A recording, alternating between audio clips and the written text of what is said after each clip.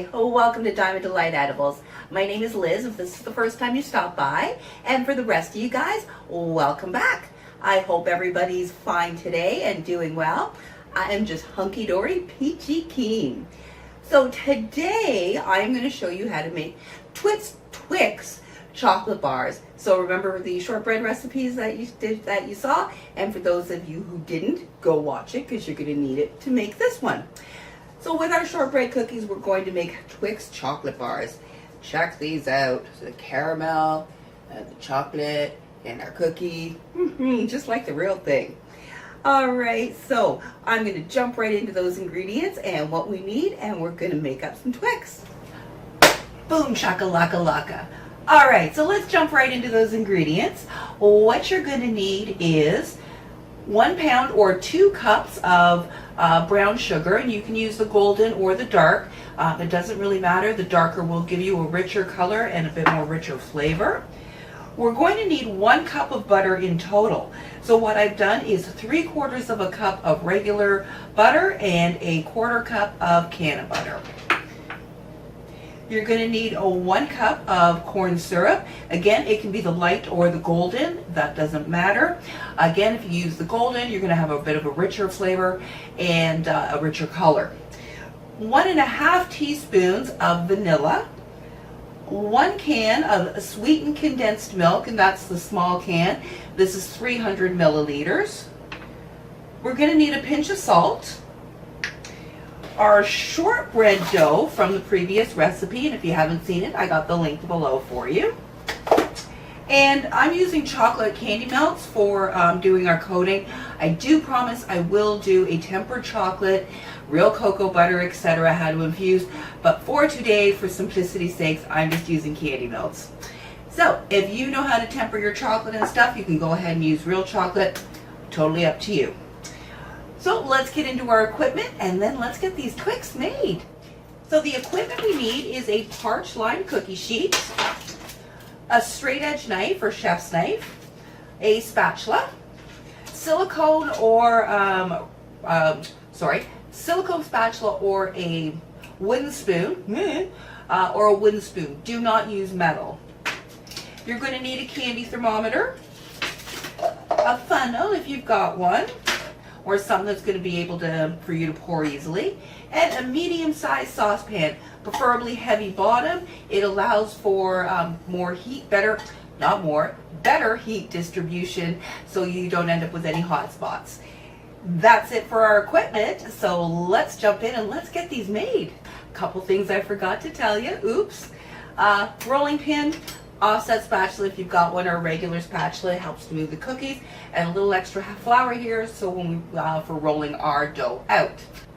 Okay, so be sure to preheat your oven now to 350 degrees. Okay, so I'm just going to sprinkle some flour down here on my surface. Make sure I'm well covered because this will probably be sticky. So your dough will have been sat in your refrigerator for about 20 minutes.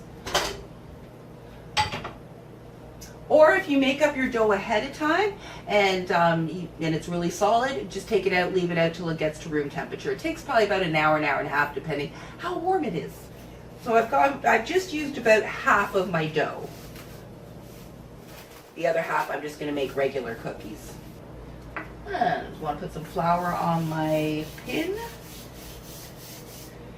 I'm going to roll this out to about 1/2 inch thick and apply flour as needed. Sprinkle a little on top here. Kind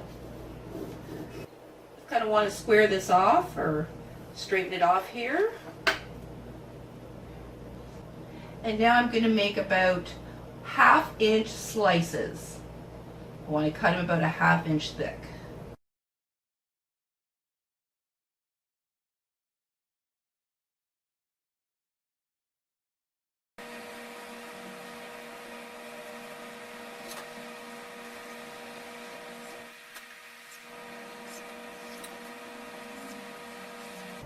Not the straightest, but oh well. We'll cover it up. It's all good. And then you want to cut those in half. So you want to have about 1/2 inch by about 1 inch, 1.5 inch. Or basically however long you want to make them. They're yours. So if you want to have real long ones, just leave them. but I'm going to half these. I'm going to just transfer them over to my cookie sheet.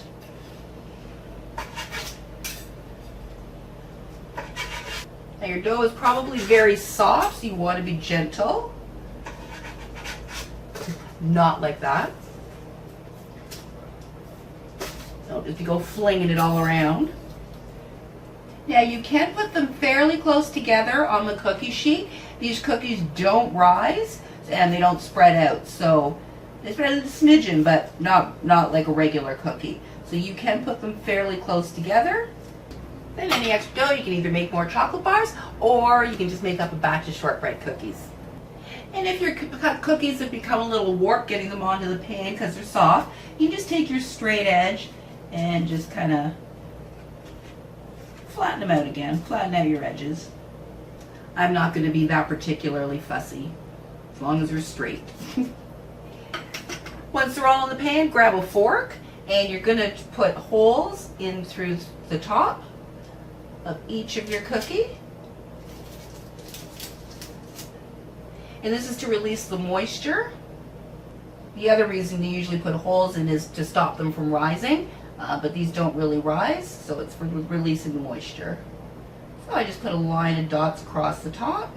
You go about 3/4 of the way through with your fork. Okay, so we're going to pop these into our preheated oven of 350 degrees. Depending on the size of your cookies, it could be anywhere about 15 to 25 minutes. Keep a close eye on them because once they start to bake, they go fairly quickly. What you want is to have a light golden brown around the edges, just a very light coloring through the rest of the cookie. You do not want them getting dark, so keep a close eye on them because remember, shortbreads are always very light in color. So it's just a very, very light golden brown around the edges.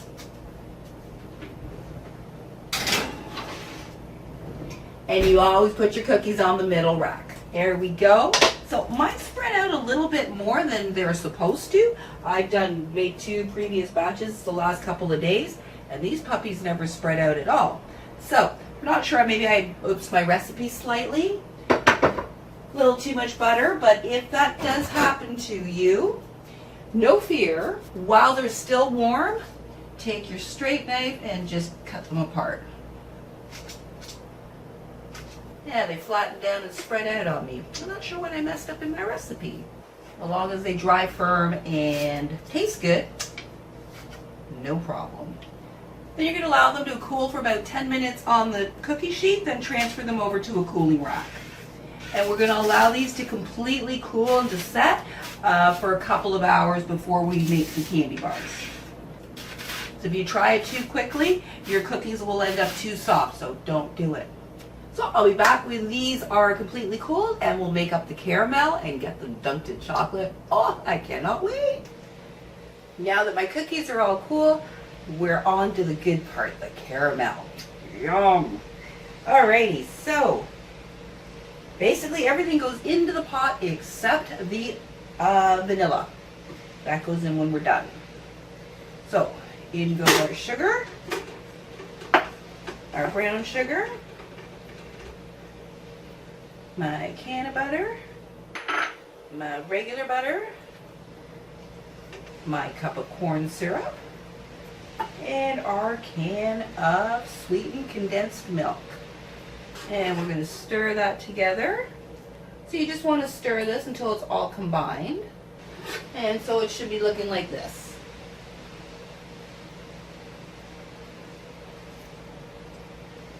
We're going to turn our heat on to a medium, and we're going to stir this until we're going to continually stir this. Once it starts to boil, we'll add our candy thermometer, and we are going to cook this to 240 degrees. But it is very important that you stir the entire time. If you don't, it will start to burn on the bottom and you'll get little dark flecks. If by chance that happens, you can always just run your caramel through a strainer. Oh, sorry, I forgot. And we're going to add in our pinch of salt. Okay, stirring thick sugar sauce here, thick syrup. Not as much fun as I thought. Always make sure to go around the edges.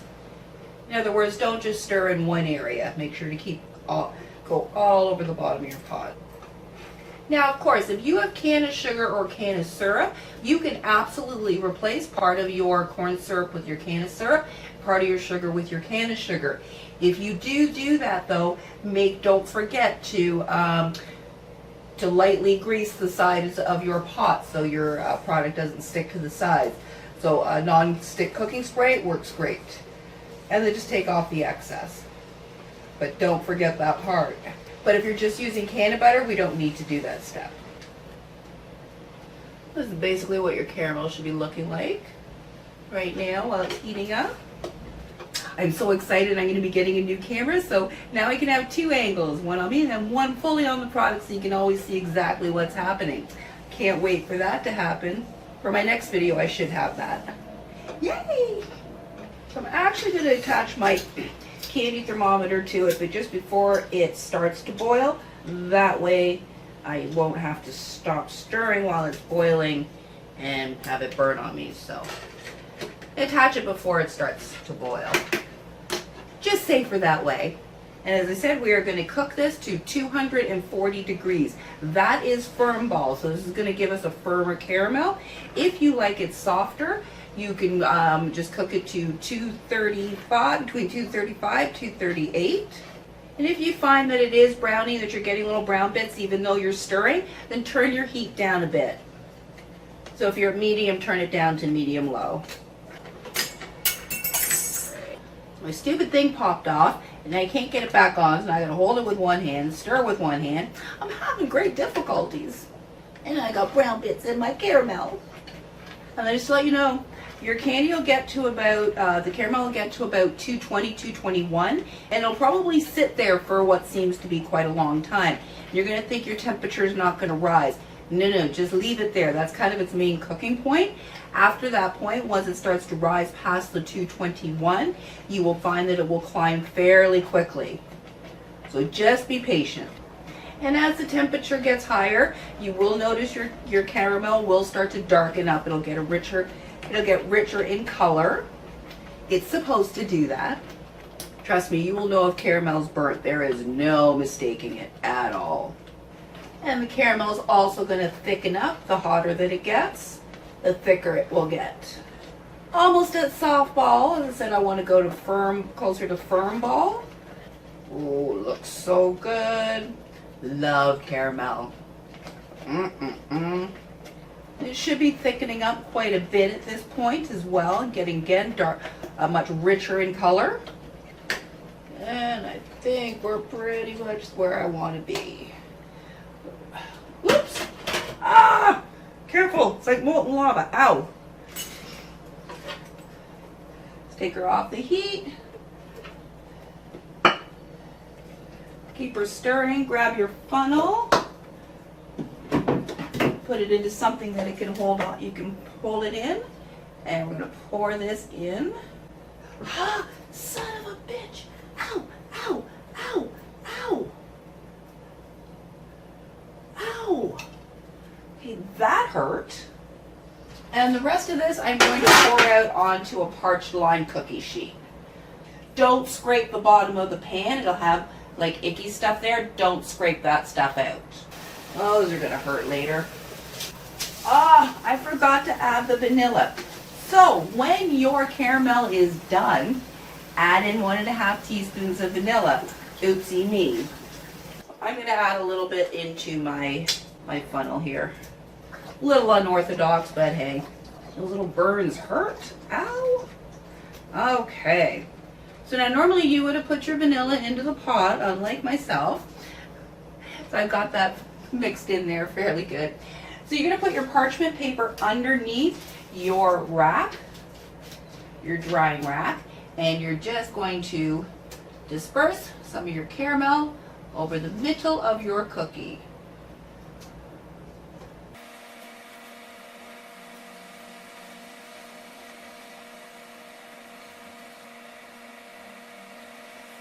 Now with your extra caramel, if you're making more and you need more for your thing, you just take a bunch of it, some of it, and put it into a double boiler and just to melt it down enough so it's workable. So you can always reuse whatever you used on your pan, or you can cut it up and just to have it eat it as caramel pieces. So now I'm just gonna let that caramel cool and let it set onto the chocolate. Then we're gonna clean up our edges and pop them into the fridge for a bit, get them nice and cool, melt our chocolate and get them covered up so they're actually Twix chocolate bars. Caramel is still warm and workable. Just want to get a paring knife and just take off any excess off the sides. It'll be easier to do while it's still warm, but make sure it's not hot. I don't want anybody else burning themselves. And so like something like that. We just want to cut that off. This way we'll have nice clean edges. If you try it when it's completely cool, you're likely to pull the caramel right off. You don't want to do that. Now on to our final step, coating it with the chocolate. So you want to melt up your chocolate however you want to do. You can do one on a double boiler or in the microwave. If you do it in the microwave, do the first round for 30 seconds, then go for 25, 20, 15, and then continue just in 10-second intervals until you get your required melted texture. But each time take it out, stir it really well in between. All right, so first thing we're gonna do is we're gonna coat the top parts of them. Let's take your cookie and just dunk her in. Let the excess,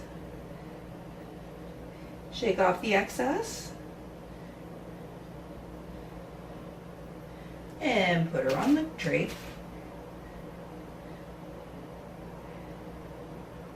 And you want to try and get pretty much right down to the edge there.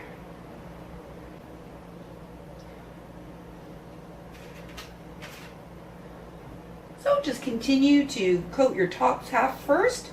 Then once I get them all coated, I'm going to throw them into the refrigerator for 10 minutes, let them chill up nice and firm, and then we'll do the bottoms. Now that my tops are all covered and set, I'm going to pop these in the fridge for 10 minutes, let them firm up nicely, and then we'll do the bottoms, and we'll get to finish this out and try and give them a try. Oh, I can't wait. And then if you've got that leftover caramel and you don't want to use it for Twix bars, you can always just cut it up into pieces and wrap it up in wax paper or parchment paper, or you can make chocolate covered caramels. So just cut it into strips. Cut off a little rectangular square shape. Just dunk her into your chocolate. Now, if you've got one of these dipping tools, a dipping tool sort of thing like this, just makes life a little easier. Or you can use a fork. And that's it. That's what you can do there with your extra caramel. And if you want to make salted caramel, get some sea salt, and you can just drop a couple of grains of sea salt on top of your chocolate here. I'll show you.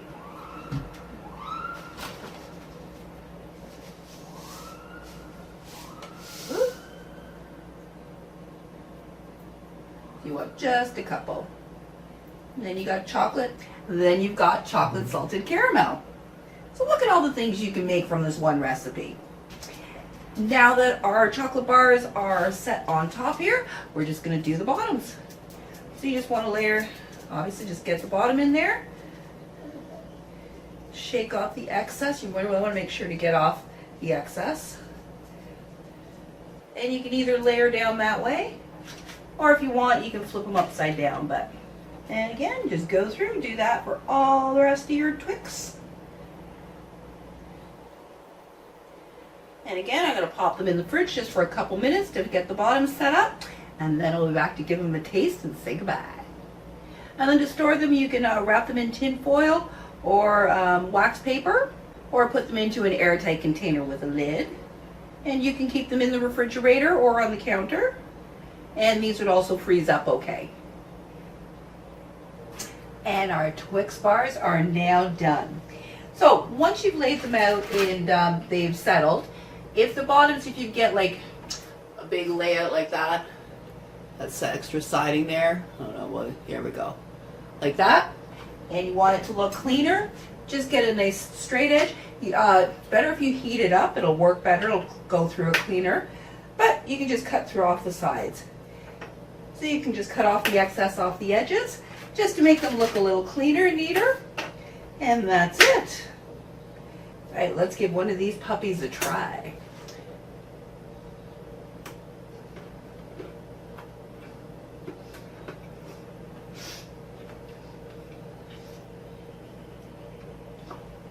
So let it get back to room temperature first before you try the caramel, because otherwise it's going to be too hard. And on my next batch, I would not cook the caramel quite to 240, probably more to like just about 236. A little bit firmer than I would have liked it. So 240 is going to give you really, really firm. 236 is going to give you a nice between that soft and firm without it being real firm. But again, it's a personal preference, so you've got that range there to work with. So that's my Twix tutorial there for you. I hope you enjoyed that. As always, I love to hear your comments, and if you have any questions, please don't hesitate to put them you know where down below. All right, guys, so thanks again for watching, and you have an awesome rest of your day.